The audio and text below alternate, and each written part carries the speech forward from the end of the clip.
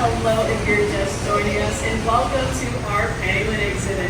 As you can see, our aviculturist, or someone who takes care of all of our birds here, just entered their exhibit and will begin feeding those hungry waddling mouths.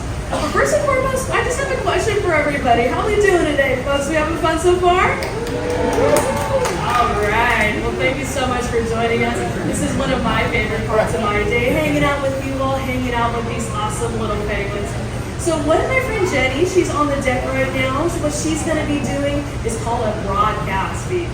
Essentially, that just means that in just very shortly, she will be tossing food all across the water. Right now, she's enticing one of our penguins ready to hop on in and congratulatory food.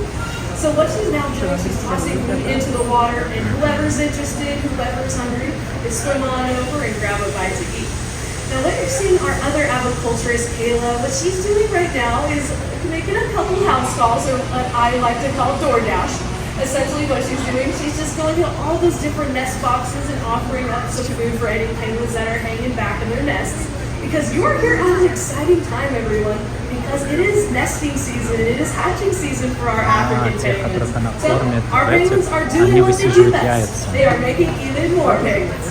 So right now, the parents right now are taking kind of 50-50 shifts. So one parent will stay back and take care of their nest, and then the other parent will be out about catching food inside the water. Now, as you can see them sipping and gliding for their food, on the menu today is some pink first and then some silver sides.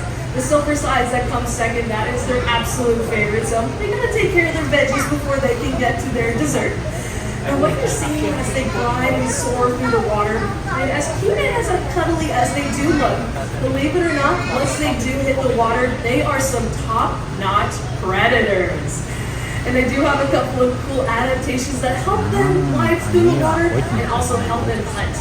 But now what you're seeing in action, I do want to draw attention to one of my favorite penguins, Ray. She's right there on the deck with Jenny. Now she's right now trying to entice her to get into the water. She's not quite as confident hunting for the food inside the water, and she was hatched with cataracts. So she wasn't quite able to see as well. She has had a couple surgeries to repair her vision. So she likes to hang out with our aviculturist, has a great bond with them. But it looks like we're trying to get her into the water to see if she can do so and then congratulate her. But not this time around, but next time we see her jump in, we can give her a big round of applause. Now, as I mentioned, there's some top-notch predators once they hit the water. They have a couple of cool adaptations to help them do so.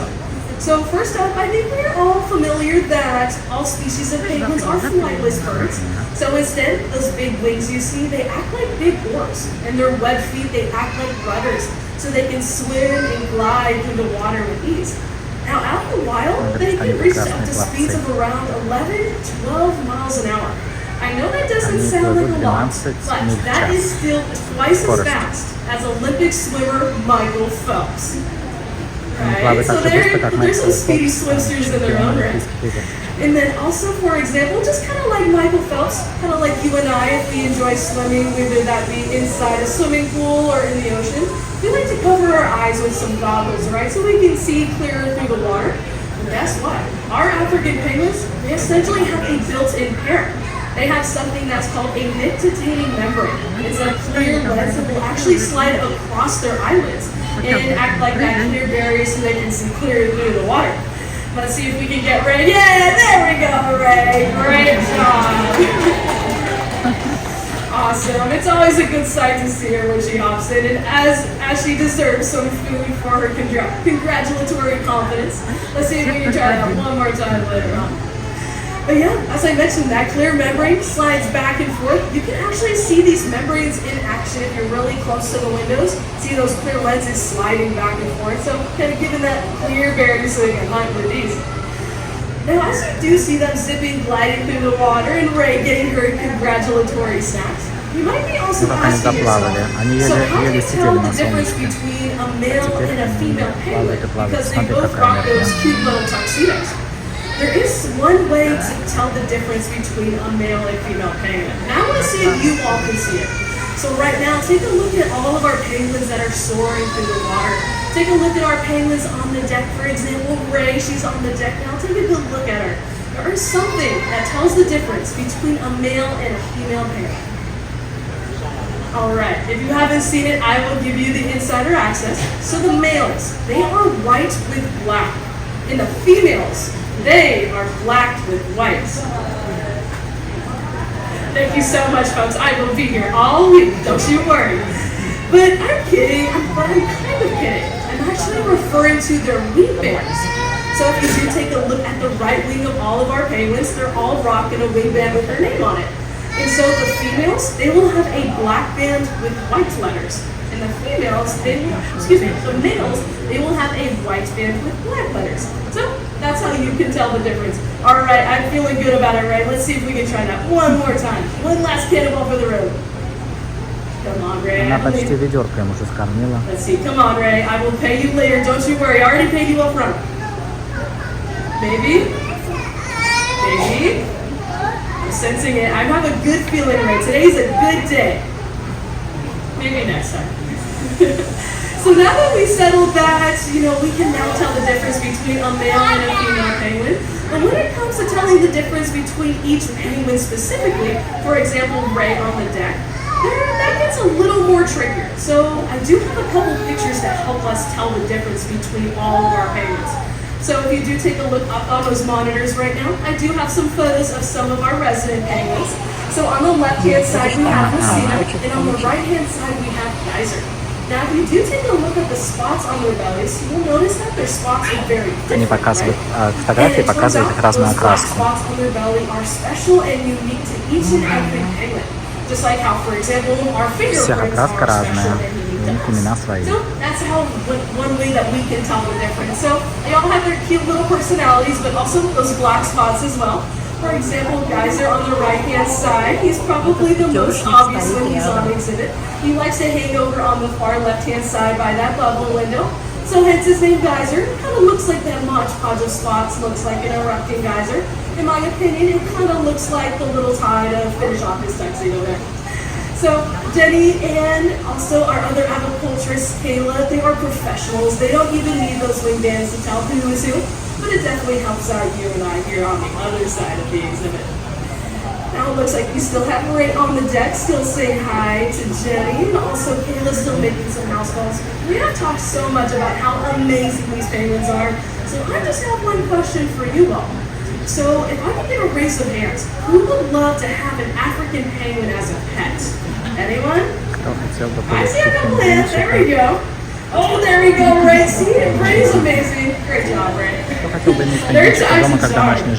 So for those who raise their hands that think that it would be amazing to have an African penguin as a pet, at one point I would have agreed with you. But then I learned something that absolutely changed my mind. And that one thing is projectile defecation. It is exactly what it sounds like. That is just a fancy way of saying they shoot their poop.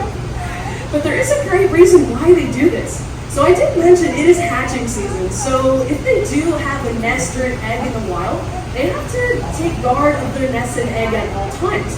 So if they left their nest to do their business, that is very dangerous and very risky for the egg.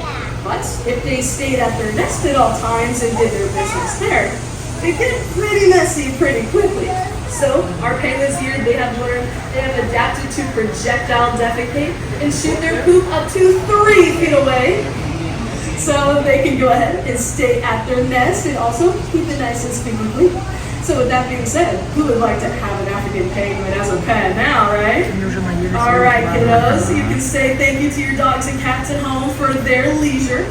And also, for example, that's why our friends Kayla and Jenny, that's why they're wearing those cool overalls, also some glasses, just in the unfortunate occasion they accidentally hit their mark.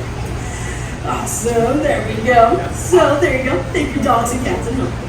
But there is a great reason why we have them here, even though we settled that they wouldn't make great pets. But they do also play a bigger role.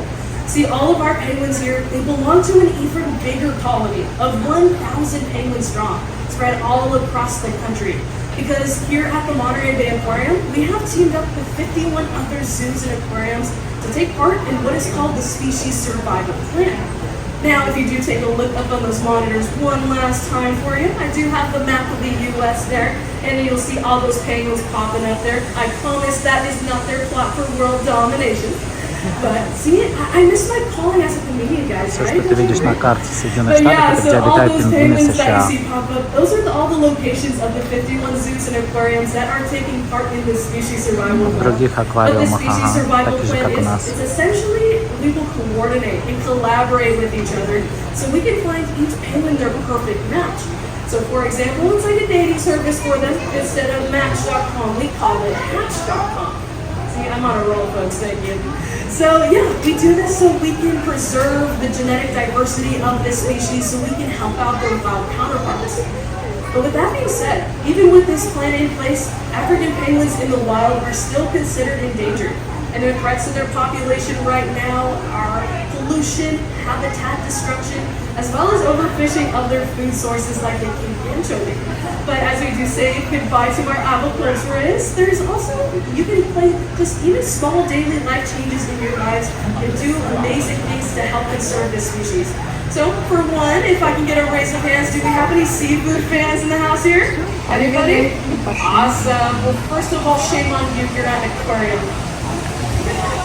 Just kidding. But here at the aquarium, we encourage you to eat seafood because we're big seafood fans ourselves. And we do encourage you to eat seafood in a way that is safe and sustainable for wild populations. So to do so, we've done the homework for you. And we've developed a program called Seafood Watch. It teaches us how to make these choices that are safe and sustainable for the environment when you go out to the grocery store or to the restaurants. I know it sounds small and insignificant, but if we were to all come together, we can conserve so many species, including our waddling friends on exhibit. They'll thank you so much for it as well. So as our aviculturists did take off, they do have some nice and full bellies. I'm going to make my way off microphone. But if you did have any questions at all, my name is Haley. I'm one of the naturalists here on staff on the far right-hand side. I do have some Seafood Watch pocket guides if you're interested in grabbing one. And if you are ready to continue to move on to explore. Thanks so much for joining us here at the Penguin exhibit. Have a wonderful rest of your day at the Monterey Aquarium.